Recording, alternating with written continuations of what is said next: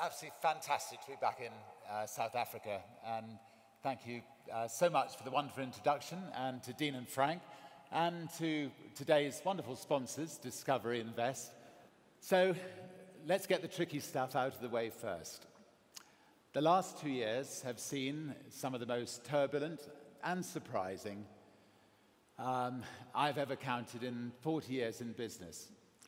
I'm sure all of you, in whatever businesses you're in, know this only too well and are experiencing daily challenges that you have very rarely experienced before. In the UK, we've seen many of the established banks collapse and be forced into government or quasi-government ownership. We've seen many high street stores go out of business, and we've seen government borrowing skyrocket into the billions to stem the crisis. All unthinkable if we cast our mind back to May 2007. The experience in the US has been as bad, if not more dramatic, with famous Wall Street names such as Bear Stearns, Lehman, and Merrill Lynch falling by the wayside. The big three US car companies have been humbled and forced to look for government bailouts, and all across the American industry there's been a reassessment of the way forward. But this is a truly global crisis, with countries such as France, Germany, Italy, China, Brazil, and to a lesser extent, South Africa, all finding demand slowing and the availability of money drying up. But out of every crisis comes opportunity, and it is now that entrepreneurs and dynamic companies can make a real impression. In fact, the need for innovation and entrepreneurial spirit has never been greater. We founded and we grew Virgin Records in the teeth of the recession of the early 1970s. And then we expanded Virgin Atlantic through the storms of the late 1980s. And in the early 1990s, we built companies like Virgin Mobile after the dot-com crash of the late 1990s.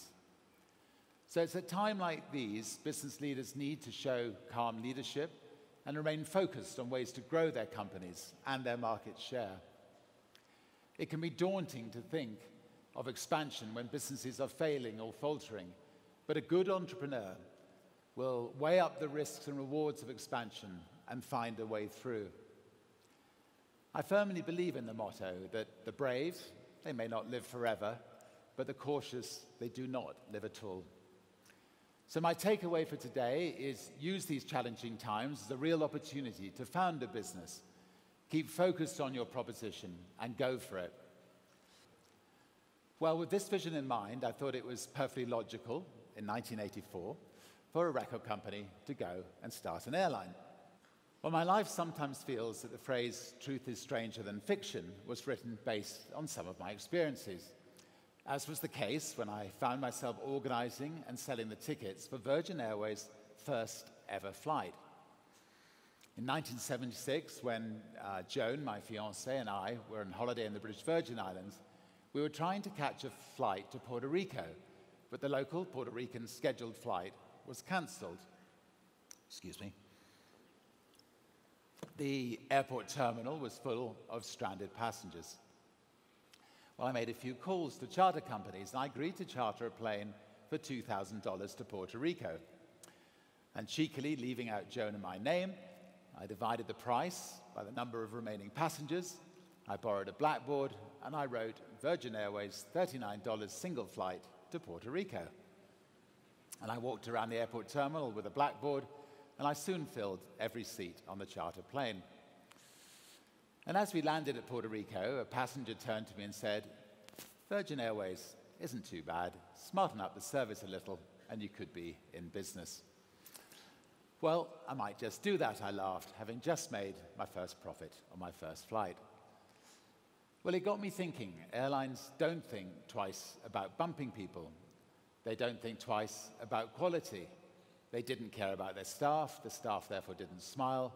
The food was dreadful, the entertainment non-existent. So I told myself, don't be tempted, don't even think about it. But I was tempted. The idea grabbed me. It was exciting, and it certainly would be fun. So I called Boeing on my return, and I asked how much it would cost to rent a second-hand jumbo jet for a year. "What did you say your business was again?" they they asked. It's called Virgin. We signed great artists like the Sex Pistols, Culture Club, Janet Jackson, the Rolling Stones, and Phil Collins. Well, there was a long pause, but believe it or not, they didn't put the phone down on me. They listened to my enthusiasm, and they decided to take a risk on me. Their only hope was that with a brand name like that we'd go the whole way. Well, I was ready to give it a go. I met my partners in my record company to discuss it. The discussion basically consists of me saying, well, starting an airline is not too big a risk. If people don't like it, we can always hand the plane back at the end of the first year, and it'll be fun. Well, whenever I say the fun word, they groan, and I assure you they groaned. But they then pulled themselves together, they shook their heads, and they said, I guess we'd better pick up the telephone and start selling some tickets then. And I decided to call the airline Virgin Atlantic. And I truly felt it was important to bring Virgin values to a monopolistic industry when we started Virgin Atlantic in 1984. There's somebody from the Branson School of Entrepreneurship who found that kids in Soweto just couldn't afford to buy games consoles or rent out games or buy games, so he set up a truck in Soweto. So the best business ideas come from personal experiences. It's not from sitting back thinking, how can I make a lot of money? It's from filling a gap, making sure that you fill a gap that people need, and you do it better than anybody else. When you're building a company, it is incredibly important that you spend time with your people, that you party with your people, that you get drunk with your people, that you let your hair down with your staff. You always have a. I mean, in my case, it was always a notebook, but something in the back pocket, so that the next morning, all the things that they've suggested to you, you've actually scribbled down, so you can then address those things the next day. I don't think it's essential for you to actually be physically in the office. In fact, I think the moment your company gets to more than 30 or 40 people, it's quite good that you find a good managing director, and that you move out of the office, and then you can move on to the next thing. If monitored properly, capitalism works, and it can be a force for good serving the community. Every other system has been tried, and every other system has failed. But capitalism still brings with it extreme wealth to a few individuals and companies. To become top of your profession as a businessman is no more difficult than going to the top of your profession as a nurse, or a doctor, or a journalist, or a politician. But the difference is that reaching the top of your profession in business brings excessive wealth with it. With wealth comes responsibility. Therefore, those who do command huge wealth have an equally huge responsibility to use that wealth constructively, to look closely at how they can possibly redistribute that wealth for the collective good. For example, I believe if somebody sells a company, they must not leave that money wasting away in a bank account. They should use that wealth creatively to change society, to start new companies, expand their existing businesses in new regions of the world, therefore employing more people and bringing opportunity to areas which may previously have been exploitative and monopolistic. Wealth should be used to challenge the established way of doing things and to try to make a difference.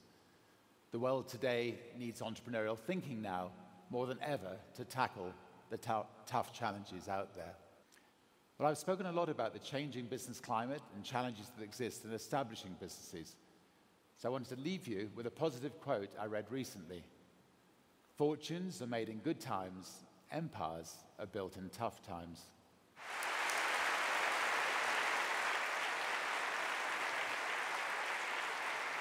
All right, thank you very much. Woo.